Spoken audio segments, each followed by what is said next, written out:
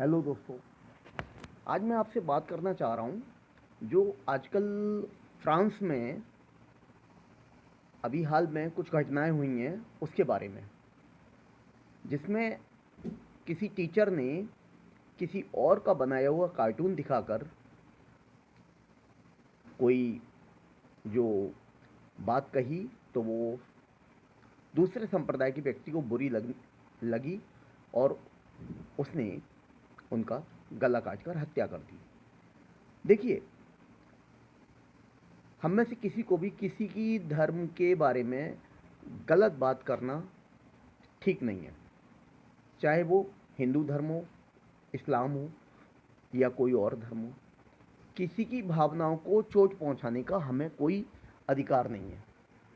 और बॉलीवुड में भी बहुत सारी आजकल ऐसी बातें चल रही हैं, चाहे वो केबीसी में माननीय अमिताभ बच्चन के द्वारा जी के द्वारा क्वेश्चन किए जाएं हलाला के बारे में, या धार्मिक हिंदुओं की जो धार्मिक पुस्तकें हैं उनके बारे में जिसकी आजकल निंदा चल रही है। तो बहुत सारी बातें गलत चल रही हैं। मेरा आपसे एक प्रश्न है और वो बड़ा लॉजिकल है। देखिए, जब भी कोई इस तरह की बातें होती हैं, कभी कभी आपसी तनाव बढ़ जाता है, टेंशन बढ़ जाता है, और एज ए रिजल्ट सड़कों पर जब ये बात आती है तो पहले छोटी होती है बात और बाद में बड़ी हो जाती है।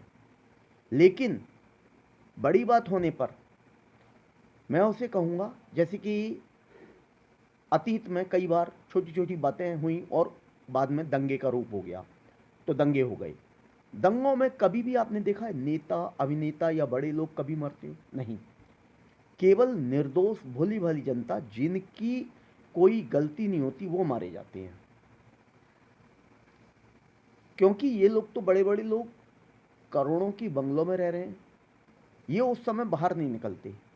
अगर किसी ने कोई बयान भी दिया है तो वो उस समय बिल्कुल अंडरग्राउंड हो जाता है। दंगे का जो कारण होता है वो व्यक्ति या संस्था या कोई भी चीज, वो बिल्कुल डिसअपियर, गायब। अब पिसती है केवल निर्दोष जनता। उनमें हिंदू भी होते हैं, मुस्लिम भी होते हैं, सिख भी होते हैं, पारसी भी होते हैं, कोई भी हो सकते हैं।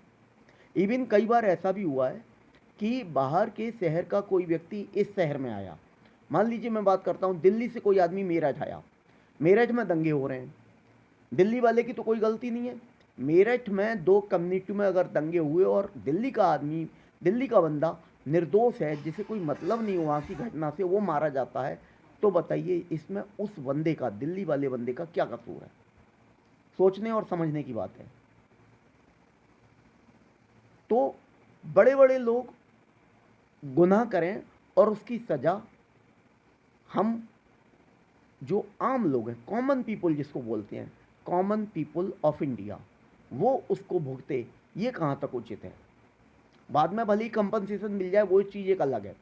सरकार का काम यही होता है कि बाद में मुआवजा दे देती है, नौकरी दे देती है, न्यायिक जांच की मांग हो जाती है, सीबीआई आ जाती है। लेकिन कितने मामलों में आज लोगों को सही इंसाफ मिल पाया है? अगर हम निर्भया केस की भी बात करें तो निर्भया केस में निर्भया के घर वालों को केवल यही तो संतोष हुआ 7-8 साल में, जो एक्यूज्ड लोग थे, जो दरिंदे थे, जो क्रिमिनल्स थे, उनको फांसी हो गई। लेकिन उस परिवार की लड़की निर्भया, वो तो चली गई जान से।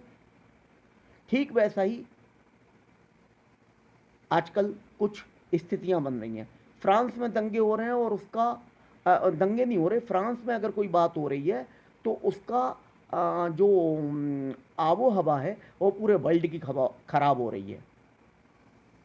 बॉलीवुड में कुछ गलत चल रहा है, उसकी वजह से पिछले 4 महीने से ज़्यादा हो गए एसएसआर को कोई न्याय नहीं मिला। लेकिन बयानबाजी इतनी हो रही है कि मैं जया बच्चन को कभी रीढ़ की हड्डी बता दिया जाता है, कभी कोई कहता है कि बॉलीवुड की छवि खराब की जा रही है, कभी 38 लोग 34 लोग मिलकर हाईकोर्ट जाते हैं, जब उन्हें लगता है कि हम ही फंस जाएंगे तो वो वापस आ जाते हैं। तो इन लोगों की कोई नैतिकता नाम की चीज़ है ही नहीं इन लोगों के अंदर। ये पूरी तरह इमोरल हो चुके हैं, अनैतिक हो चुके हैं। इनको सिर्फ और सिर्फ मतलब है पैसे से, उस पैसे से जो हमारी मेहनत का कमाया हुआ है। इवन आप एक पॉइंट वाली बात है, टू द पॉइंट समझिए उस बात को। एक छोटे से व्यक्ति मजदूर से अगर पूछा जाए कि क्या आप इनकम टैक्स देते हो, वो कहेगा नहीं, लेकिन वो सुबह से 10 रुपए का अगर पेस्ट भी खरीदता है तो वो उसमें टैक्स देता है। हम लोगों के टैक्स से ये सब बड़े आदमी बनते हैं, चाहे वो सलमान खान हो, चाहे अमिताभ बच्चन हो, चाहे अक्षय कुमार हो, चाहे कोई हो। और सड़कों पर जब नंगा नाच होता है तो इनमें से कोई सामने नहीं आता। जब सड़कों पे शांति हो जाती है तो सब आते हैं अपनी अपनी राजनीति चमकाने के लिए, अपने अपने आप को बड़ा अच्छा साबित करने के लिए, और बाकी सब आपको मालूम ही है। तो मेरा कहने का मतलब यही है, मेरी एक विनम्र अपील आप सबसे ये है, हिंदू मुस्लिम सिख ईसाई हम सभी लोग आपस में रहते हैं, साथ साथ रहते हैं, व्यापार करते हैं, और हम कहीं ना कहीं एक दूसरे से कनेक्टेड हैं, जुड़े हुए हैं। तो हमें सांप्रदायिक बातों में नहीं आना है। भारत शुरू से ही एक धर्मनिरपेक्ष देश है और दुनिया का सबसे बड़ा लोकतांत्रिक देश है, डेमोक्रेटिक कंट्री। इसमें अगर कोई नेता ये कहता है कि मैं हिंदुओं का रक्षक हूं तो वो गलत कहता है। अगर कोई कहता है कि मैं मुसलमानों का रक्षक हूं, वो गलत कहता है। कोई कहता है मैं ईसाइयों का बहुत बड़ा हितैषी हूं, वो भी गलत कहता है। इन रॉन्ग नंबर्स को हमको और आपको मिलकर पहचानना होगा। ये रॉन्ग नंबर हैं, ये हमें ठगने आते हैं और हमें ठग कर चले जाते हैं। न जाने कितने शहरों में ऐसे एमएलएज और एमपी पब्लिक आज देख रही है जो 5 साल के लिए चुने जाते हैं और 5 बार या 10 बार ड्यूरिंग द पीरियड दिखाई भी नहीं देते हैं। तो मेरी बात को समझने की कोशिश कीजिए। और केबीसी में जो चल रहा है या बॉलीवुड में जो चल रहा है या वो बिग बॉस के माध्यम से जो फुहड़ता, नग्नता, गंदगी परोसी जा रही है, उसको बायकाट कीजिए। और हम लोग जानते हैं अच्छी तरह कि हम फिल्मों के बिना जी सकते हैं, लेकिन हमें 2 वक्त की रोटी कमाने के लिए कितनी मेहनत करनी पड़ती है। और अगर हम लोग अपर क्लास हैं या मिडिल क्लास से ऊपर हैं, अपर मिडिल क्लास में आते हैं, तो अगर हम ये सोचें, अपना पल्ला झाड़ लें कि हमें लो क्लास से, मजदूरों से क्या काम है, नहीं। हमारी कहीं ना कहीं हमारा भी कनेक्शन बड़े उद्योगों का कनेक्शन इन छोटे लोगों से ही जुड़ा हुआ है। क्योंकि ताजमहल से लेकर कोई भी बड़ी इमारत या कोई भी बड़ी चीज़, कोई भी बड़े ब्रिज इन छोटे लोगों ने बनाए हैं, हम लोगों ने नहीं। इन छोटे लोगों को अगर हम इग्नोर करेंगे, चाहे वो फार्मर्स हों, लेबरर्स हों, एक जो बनाने वाला होता है जिससे हम बोलते हैं कॉबलर, मोची, उसकी भी ज़रूरत पड़ती है हमको।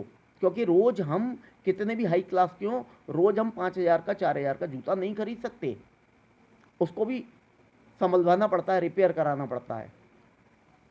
देश बसता है गाँव में, और गाँव में रहते हैं मजदूर, किसान, जिनकी बताया जाता है कि टोटल किसानों का एवरेज बताया गया 32 रुपये पर डे की कमाई है एक साधारण किसान की या एक साधारण मजदूर की। एवरेज उसका ये पड़ता है पूरी साल में। और हम शहरों में रहने वाले लोग अपने आप को सिविलाइज्ड कहते हैं, बड़ा आदमी कहते हैं, फ्लैट में रहते हैं तो हम सोचते हैं 70 लाख का हमारा फ्लैट है, हमारी औकात ये है। आप नहीं जानते, आपकी औकात है, ठीक है, आपकी हैसियत है, ठीक है, आप 4 मिल चलाते हो, ये भी ठीक है। लेकिन अगर ये छोटे लोग काम करना बंद कर देंगे, एक सफाई कर्मचारी एक मोहल्ले में अगर 30 दिन काम करना बंद कर दे तो क्या हालात होंगे, आप अंदाज़ा लगाइए। वो सफाई हम लोग नहीं कर सकते, उसकी भी अपनी इम्पोर्टेंस है। एक मजदूर खेतों में काम करना बंद कर दे, अनाज की पैदावार बंद हो जाएगी। एक किसान भी ये सोच ले कि मेरे पास 2 साल के लिए बहुत सारा भंडार है, मैं अब खेती नहीं करूँगा, शहर वालों ने मुझे बहुत तंग कर रखा है।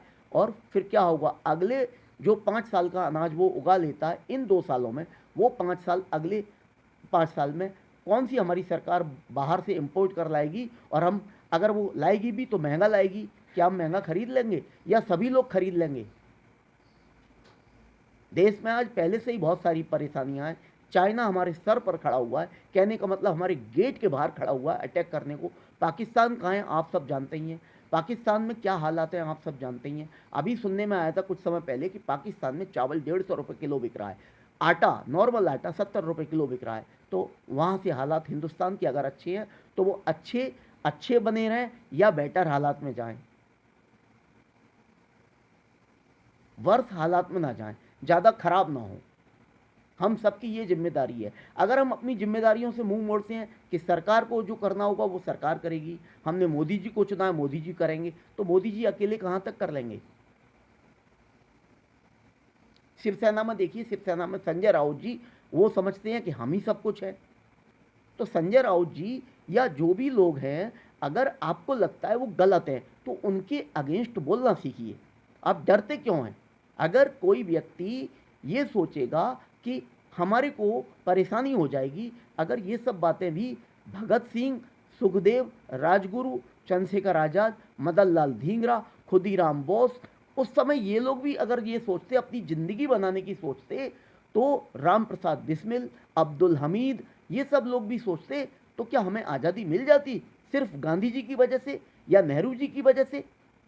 अरे पुराने पापड़ तो अब तक हमें बेलने पड़ रहे हैं। 70-72 साल पहले इन्होंने जो बीज बोए उसकी फसल हम अभी तक काट रहे हैं। और आने वाले समय में क्या होगा अगर हम आज नहीं संभले तो।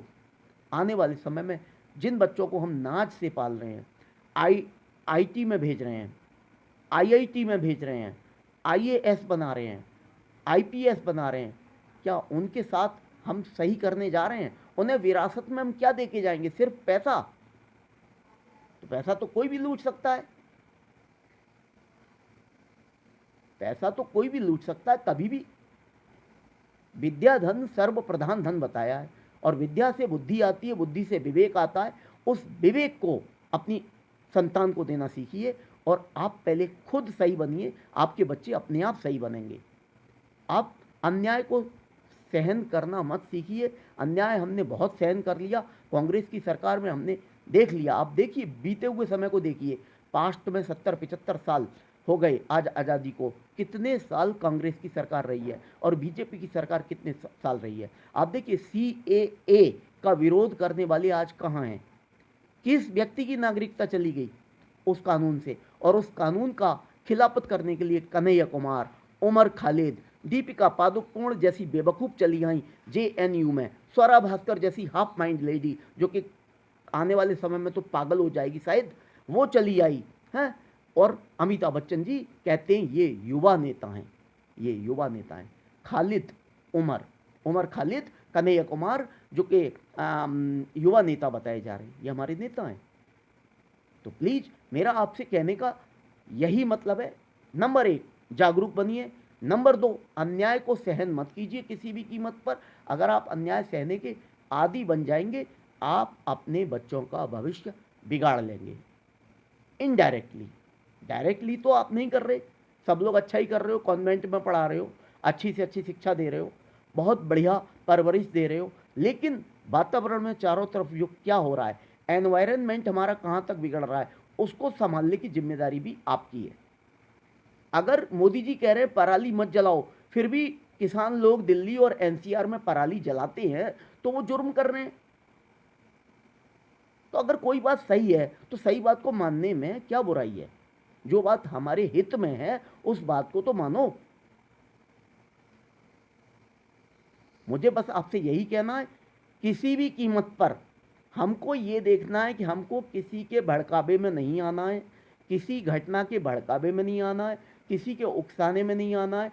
हम मिलकर रहते आए हैं और हमें मिलकर रहना है। भारत एक धर्मनिरपेक्ष राष्ट्र था, है और हमेशा रहेगा। हिंदू मुस्लिम सभी लोग हम मिलजुल कर रहेंगे। हम सब लोग व्यापार में और आपसी संबंधों में कहीं ना कहीं जुड़े हुए हैं और हम जुड़ कर रहेंगे।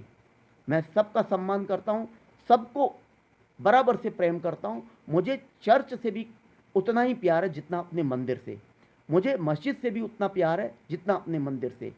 तो हम सब लोग मिलकर रहेंगे तो एक हारमोनी बनेगी, एक सामंजस्य बनेगा। और हम सब लोग कहीं भी जब शाम को निकलेंगे अपने बच्चों के साथ, तो हमारी वालेकुम सलाम भी होगी, नमस्ते भी होगी और सत श्री अकाल भी होगा और सब कुछ होगा।